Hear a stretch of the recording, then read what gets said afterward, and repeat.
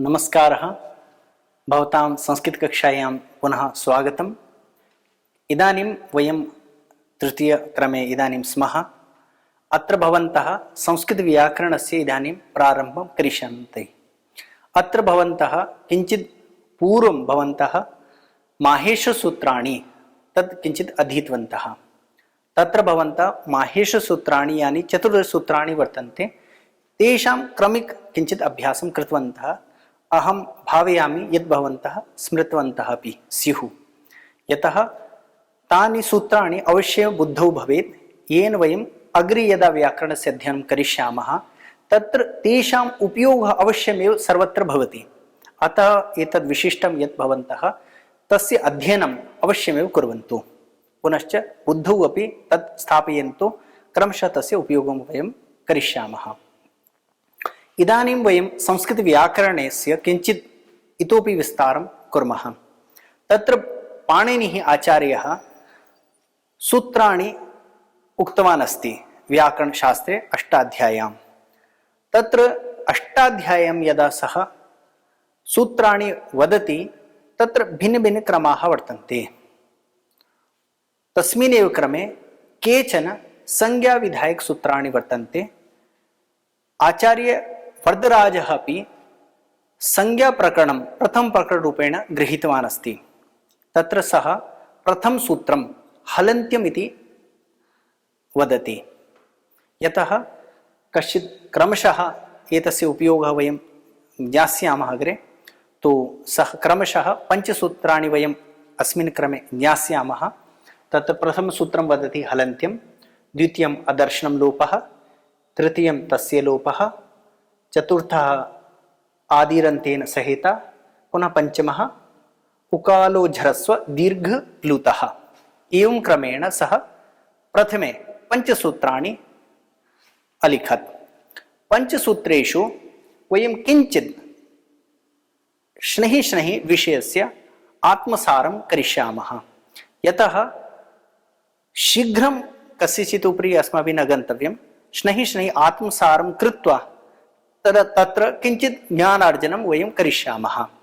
तो वयं सर्वप्रथमम् एतानि सूत्राणि किं कुर्वन्ति, कस्य कां संज्ञां कुर्वन्ति तद्वयं ज्ञास्यामः। अत्र पश्यन्तु, हलन्त्यम् इति सूत्रं वर्तते। एतद् सूत्रम् इत् संज्ञां करोति। किं करोति? इत् संज्ञां करोति। अदर्शनं लोपः इति अदर्शनं लोपः सूत्रम् अदर्शन संज्ञां करोति। तस्य लोपः किं करोति? लोप संज्ञां करोति। आदिरन्तेन सहेता एतत् सूत्रं किं करोति? प्रत्याहार विधायकम् इदं सूत्रम्, एतत् प्रत्याहार संज्ञां करोति। पुनश्च उकालो झ्रस्व दीर्घ प्लुतः एतत् सूत्रं ह्रस्व दीर्घ प्लुतः इति संज्ञां करोति। इदानीं प्रश्नो अयं समुदेति यत् केषाम् एषा संज्ञा भवति।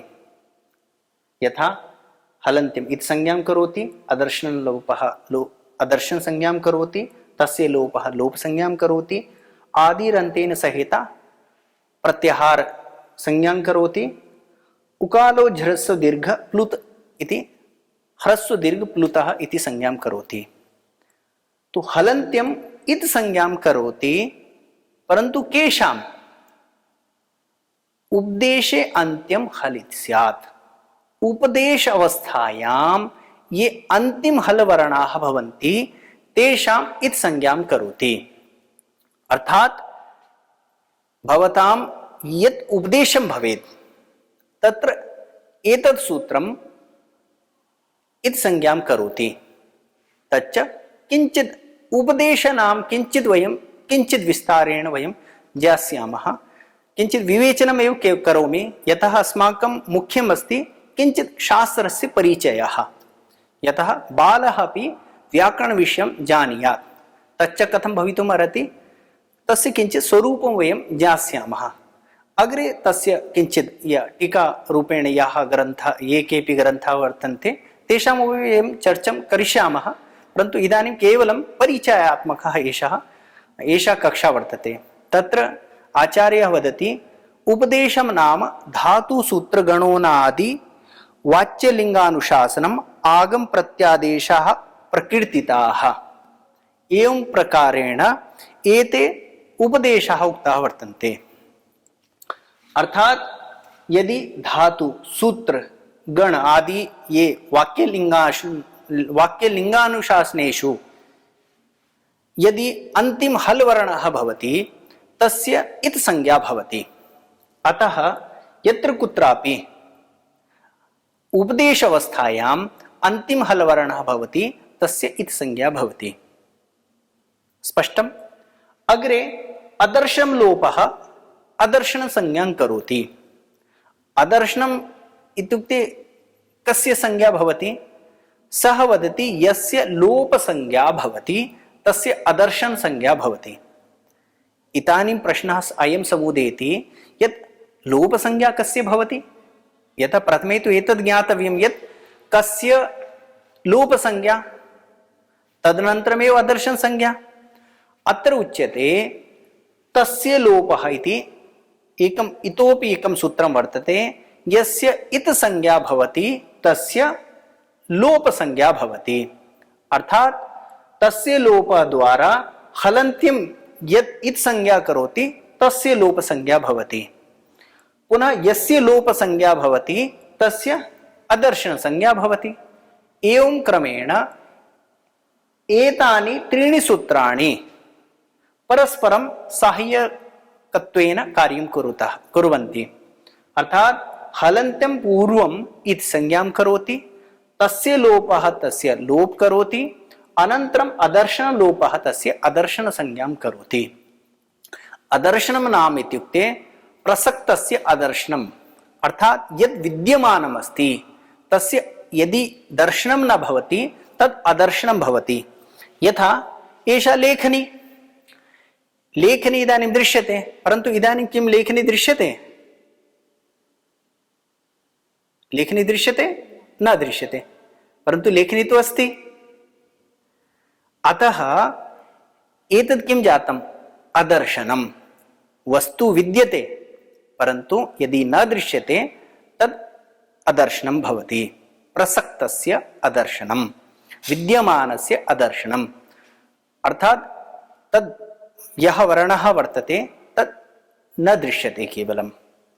तद् यथा अच् प्रत्याहारेषु व अण् इति वयं वदामः। अच् प्रत्याहारः व अण् व अक् प्रत्याहारः इत्यादयः। अत्र अ इ उ ण इत्यवर्णस्य प्रयोगः न भवति। किमर्थं? यतः णकारस्य इत् संज्ञा भवति। केन सूत्रेण? हलन्त्यं। यतोहि सूत्रं वर्तते, सूत्रस्य अन्तिम हलवर्णस्य किं भवति? इत् संज्ञा भवति। और इत् संज्ञा कारणेन तस्य लोपः अनेन लोप संज्ञा भवति, पुनः अदर्शन लोपः अनेन अदर्शन संज्ञा भवति। एवं क्रमेण अ इ उ रिल् रि ए ओ ऐ औ एवं क्रमेण अच् प्रत्याहारस्य निर्माणं भवति। पुनश्च आदिरन्तेन सहिता इति सूत्रम् आगच्छति। पूर्वं भवन्तः एकवारं पश्यन्तु। हलन्त्यम् अनेन इति संज्ञा, अदर्शं लोपः अनेन अदर्शन संज्ञा, तस्य लोपः लोप संज्ञा। कस्य? यस्य इत् संज्ञा भवति तस्य लोप संज्ञा। लोप संज्ञानन्तरं तस्य अदर्शन संज्ञा। पुनश्च इदानीम् अग्रे एकं सूत्रम् आगच्छति, आदिरन्तेन सहिता। आदिरन्तेन सहिता किं वदति? एषः प्रत्याहार संज्ञां करोति। प्रत्याहारं नाम इत्युक्ते पाणिनिः बहु चतुरः वर्तते। सः किं करोति? केवलं वर्णद्वयं वदति। यथा वयं पूर्वं माहेशसूत्राणि पठितवन्तः, तत्र भवन्तः पश्यन्ति, सः वदति अच्, केवलं वर्णद्वयं वदति। अकारतः च पर्यन्तं यदि तेन वर्णाः वक्तव्याः चेत् किं वदति? केवलम् अच् इति वर्णद्वयं वदति। और तस्य अच् इति संज्ञा भाव्यम्। तत् केन भविष्यति? आदिरन्तेन सहिता इत्यनेन सूत्रेण भविष्यति। अर्थात् यदि अच् उक्तं चेत् आदि, अन्तिम इत्युक्ते च। मध्यगानां मध्यस्थ ये वर्णाः वर्तन्ते तेषां सर्वेषाम् और स्वस्य च अर्थात अच इत्यस्य संज्ञाम् एषः बोधयति। यः कश्चिदपि प्रत्याहारः भवति सः स्वस्य संज्ञाम् अपि बोधयति केवलं तस्य नामना यदि वयं तद् बोधयामः। यत् अच् अक् अल् अट् एवं क्रमेण ये केऽपि प्रत्याहाराः वर्तन्ते तेषां प्रत्याहाराणां संज्ञा केन सूत्रेण भवति? आदिरन्तेन सहिता इत्यनेन। एतत् सूत्रं प्रत्याहार विधायकं सूत्रं वर्तते। तदनन्तरम् आगच्छति उकालो झ्रस्व दीर्घ प्लुतः। उकालो झ्रस्व दीर्घ प्लुतः वदति अहं ह्रस्व दीर्घ प्लुत संज्ञां करोमि।